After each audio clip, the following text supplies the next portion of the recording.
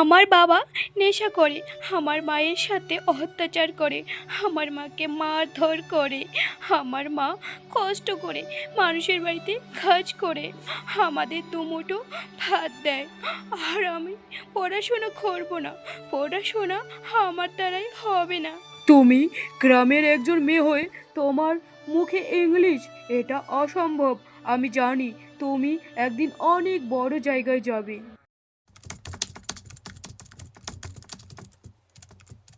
যাই, তাড়াতাড়ি করে পা চালিয়ে যাই।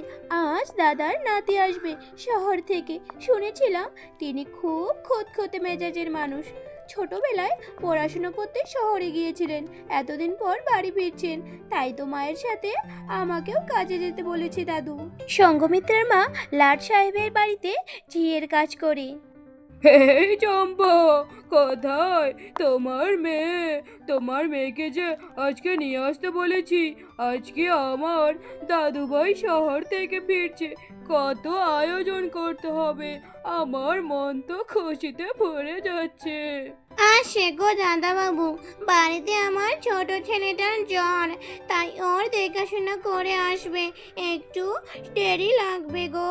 তোমার মেয়ে অনেক লক্ষ্মী, তাই ওকে নিয়ে আসতে বলেছি। আমার দাদুভাই ভারী খুঁতখুঁতে মেজাজের ছেলে। ও যাকে তাকে তেমন পছন্দ করে না। ওই একদিন আমার শরীর অসুস্থ ছিল, তোমার মেয়ে অনেক যত্ন সহকারে দেখাশোনা করেছে। তখনই বুঝে গেছি ও খুব লক্ষ্মী মেয়ে।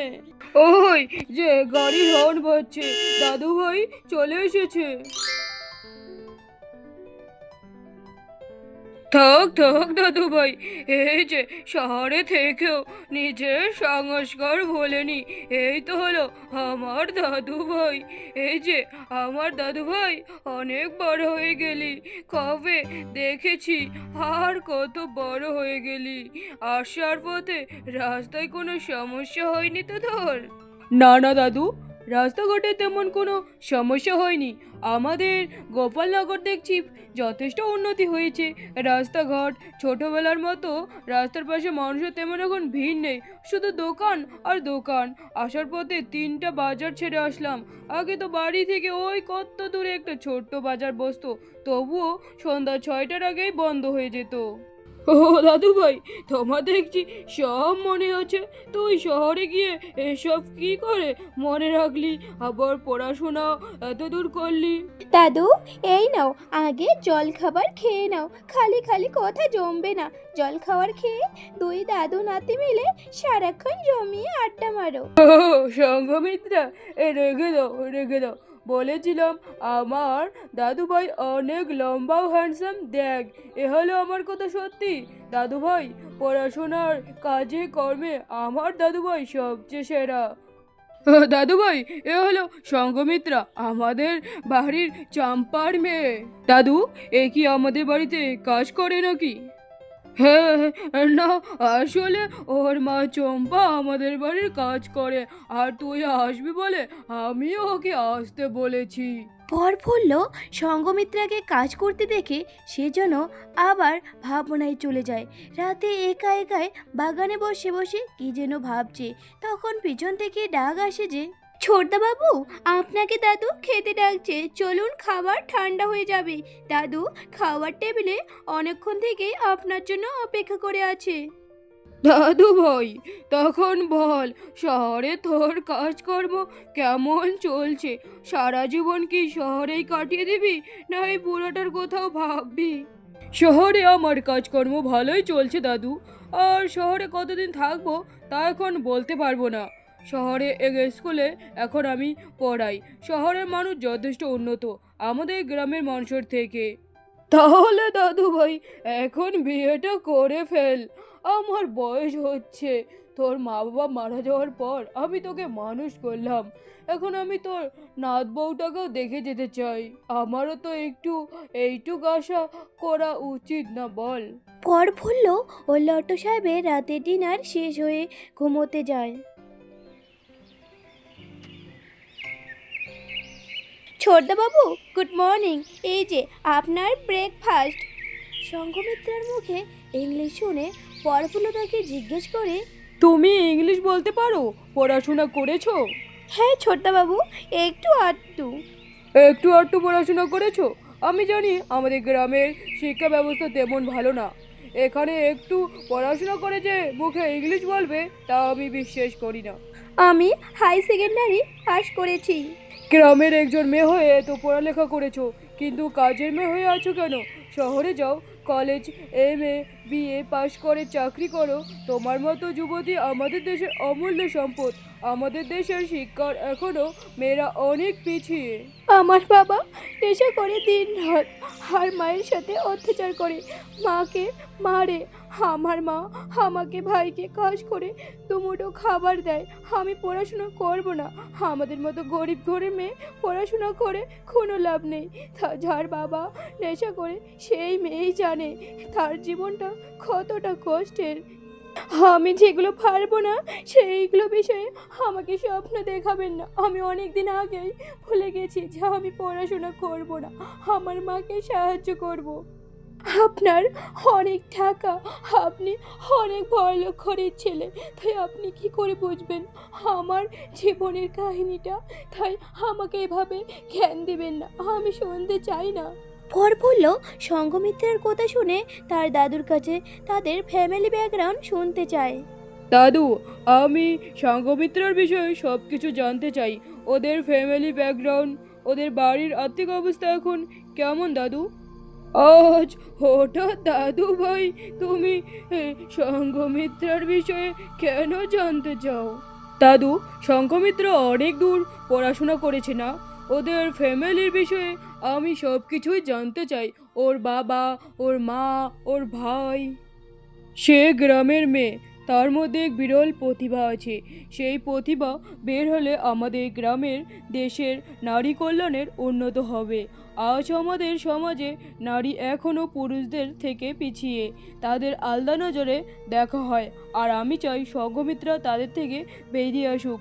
সবাই জানুক গ্রামের মেয়েরাও সবই পারে, তাদের মধ্যে অনেক প্রতিভা আছে। আমি জানি রে দাদু ভাই, সবেই জানি। সঙ্ঘমিত্রা পড়াশোনায় খুব ভালো ছিল। আমাদের গ্রামে তার থেকে কেউ বেশি পড়াশোনা করতে পারেনি। সে অনেক পড়াশোনা করেছে। মাস্টার মশাই নিজেই বলেছে আমাকে, সঙ্ঘমিত্রাকে পড়াশোনা করালে ও একদিন অনেক বড় হবে। কিন্তু ওর বাবা, তুই জানিস না রে দাদু ভাই, ওর বাবা একটা পাপী, ও একটা বদমাস। যা, বাপের বাড়ি থেকে টাকা নিয়ে আয়। তোর এই মেয়ে ছেলেকে আমি খাওয়াতে পারবো না। যা, তোর বাপের কাছে টাকা নিয়ে আয়। এই তোর এই মেয়েকে স্কুলে যাওয়া বন্ধ করে দিস। পড়াশোনা করবে, পড়াশোনা। মেয়ে মানুষ হয়ে পড়াশোনা করবে। আমাকে যা বলার তাই বলো, কিন্তু আমার ছেলে মেয়েকে কিছু বলবে না। তুমি আমাদের যেটা খাওয়াও তার থেকে বেশি আমার সাথে অত্যাচার করো। যা শালি, আমাকে জ্ঞান দিচ্ছে। যাই আগে এক প্যাক মেরে আসি, না হলে এই মাথা ঠান্ডা হবে না। ভগবান, আমি কি অন্যায় করেছি তোমার? চম্পার ওই দিনে আমি কিছুই করতে পারিনি। শুধু চম্পাকে আমার বাড়িতে কাজে রেখেছি। ওকে নিজের মেয়ের মতো ভালোবাসি, ওর সঙ্ঘমিত্রাকে নাতনির মতো ভালোবাসি, কিন্তু ওর পড়াশোনা নিতে পারিনি। ওর বাবা দিন দিন অত্যাচার বেড়েই চলে। সঙ্ঘমিত্রাকে স্কুলে যেতে দেয় না, মারধর করে। পরফুল্ল বুঝতে পারে সঙ্ঘমিত্রের কথায় এমন কঠোর ভার কেন ছিল।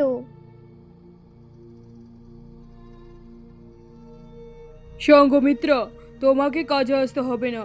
তুমি প্রতিদিন আমার কাছে আসবে। আমি তোমার পড়াশোনায় সাহায্য করব। আর শহরে নিয়ে গিয়ে তোমার টাকা পয়সা দিয়েও আমি তোমাকে সাহায্য করব। না ছোট্টবাবু, আমি চাই না পড়াশোনা করতে। আপনি কেন আমার কথা বুঝতে পারছেন না?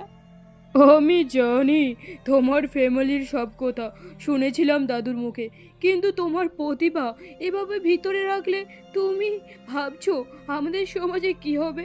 সঙ্ঘমিত্রা, প্রতিবাদ করতে, লড়াই করতে, সমাজের সাথে, পরিবারের সাথে, এটাই আসল জীবন। আমি তোমার পাশে থাকবো, বিশ্বাস করো আমাকে। সঙ্ঘমিত্রা কিছু না বলে চলে যায়। সে রাত ভর প্রফুল্লর কথাগুলোই ভাবে। সেও তো চায় পড়াশোনা করে সমাজের ওপর জবাব দিতে, যেখানে সে প্রতিনিয়ত দেখছে যে তার বাবা তার মায়ের সাথে কেমন অত্যাচার করছে। আর যদি তার মা পড়াশোনা জানতো, তার স্বামীর কাছে এত অত্যাচার হতো না। ছোটদা বাবু, আপনি আমাকে সাহায্য করলে আমি পড়াশোনা করতে চাই। সত্যি সঙ্ঘমিত্রা, আমি জানতাম তোমার মধ্যে সাহস আছে, তাই আমি তোমাকে এই সমাজের নারীদের থেকে বেছে নিয়েছি। তুমি আমাকে ছর্দাবাবু না, প্রফুল্ল দাদা বলে ডাকবে। এখন সঙ্ঘমিত্র ও প্রফুল্লর মধ্যে এক মিষ্টি সম্পর্ক হয়ে ওঠে। সে রোজ প্রফুল্লর কাছে পড়াশোনা শিখতে আসে। এভাবেই 1 মাস কেটে যায়। দাদু, আমি আগামীকাল শহরে যাচ্ছি। সঙ্ঘমিত্রা, তুমি তোমার লাগেজ রেডি করবে। তোমার শহরে খাবার ও থাকার ব্যবস্থা আমি করছি। তুমি শুধু পড়াশোনায় ফোকাস করো। আচ্ছা প্রফুল্ল দাদা, আমি মায়ের সাথে কথা বলে আমি তৈরি হব। তাহলে এবার আমার নাতিটাও শহরে পড়াশোনা করতে চলে যাবে। এই বুড়ো দাদুটাকে তোরা ভুলে যাস না রে, মনে রাখিস। দাদু তোদের অনেক মিস করবে। তোরা গ্রামে থাকলে কত ভালো হতো, কিন্তু আমাদের গ্রামের শিক্ষা ব্যবস্থা এত উন্নতি নেই। যদি থাকতো, গ্রামের ছেলেমেয়েরা শহরে যেত না। মায়ের একটু চিন্তাও দূর হতো।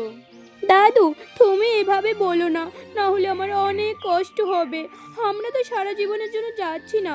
ছোটদা বাবু কতদিন থাকবে জানি না, কিন্তু আমি তো চলে আসবো পড়াশোনা শেষ করেই।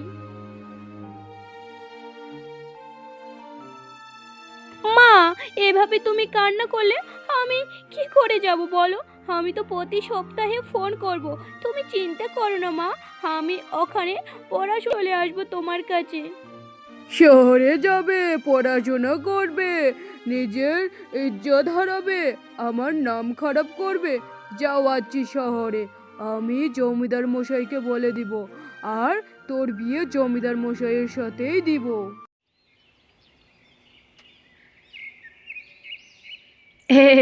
আসুন আসুন, এই যে আমার মেয়ে তৈরি হয়ে আছে, নিয়ে যান।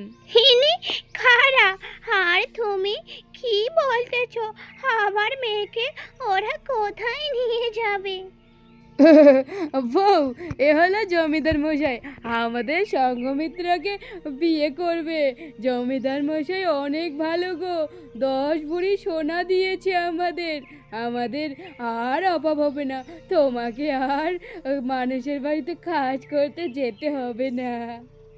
ছি ছি ছি ছি, তুমি বাবা হয়ে একটা মানুষের সাথে নিজের মেয়ের বিয়ে দিতে পারলে? নিজের মেয়েকে তুমি বিক্রি করলে। ছি ছি। তো কি হয়েছে, ওনার মতো ধনী মানুষ সঙ্ঘমিত্রাকে যে বিয়ে করবে, এটাই তো খুশির কথা। তুমি ধনী জামাই পাবে। বাবা, তুমি এটা কি করলে? আমি শুধু এতদিন ভাবছি তুমি আমাকে পড়াশোনা করতে দিবে না। ঠিক আছে, মায়ের সাথে অত্যাচার করেছো, তবুও কিছু বলিনি, কিন্তু এখন আমাকে একজন বিবাহিত মানুষের সাথে বিয়ে দিয়ে দিলে। ছি বাবা, তুমি এটা কি করে করলে? এদিকে প্রফুল্ল সঙ্ঘমিত্রার অপেক্ষায় ব্যাকুল হয়ে শেষ পর্যন্ত তাদের বাড়িতে আসে। এইসব দেখে সে তো রেগে যায়। আমি এতদিন ভাবছি আপনি একজন নেশাখোর, যে নিজের স্ত্রীকে নেশা করে মারধর করেন, কিন্তু না, এখন দেখছি আপনি একজন ডাকাত আর অপরাধী, যে নিজের মেয়েকেই বিক্রি করে দেয় একজন বিবাহিত পুরুষের সাথে কিছু টাকার জন্য। আপনার মতো বাবা বেঁচে থাকার কোনো অধিকার নেই। আপনাকে থানায় দিতে হবে, পুলিশের কাছে। চুপ করো, তুমি আমার মেয়ে ফসলায় ফসলায় শহরে নিয়ে যাচ্ছ। আমি কিছু বুঝি না, আমি জানি তার ওর সাথে তোমার কি সম্পর্ক, প্রেমী। বাবা, ছি বাবা, তোমার এসব কি বলছো? ছি। হ্যাঁ, আপনি ঠিকই বলেছেন, ও আমার প্রেমী। তাই দেখি কার সাহস আছে ওকে নিয়ে যাওয়ার। আমি ওকে বিয়ে করব, আর ও আমার স্ত্রী হবে। এ কি এ, আপনার মেয়ের প্রেমী আছে, তবুও আমার কাছে 10 ভরি সোনা নিয়েছেন মেয়ের জন্য। দিন, ফিরিয়ে দিন আমার সোনা। আপনি দেখছি বাবা খুব মস্ত খারাপ, বেকার বেকার আমার কাছে এতগুলো সোনা নিলেন। হ্যাঁ, আমি ওর প্রেমী, আমি ওকে বিয়ে করব, আমি ওর হাজবেন্ড।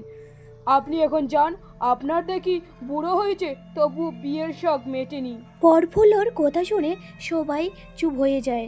পরফুল্ল সঙ্গমিত্রাকে বিয়ে করে শহরে চলে যায়।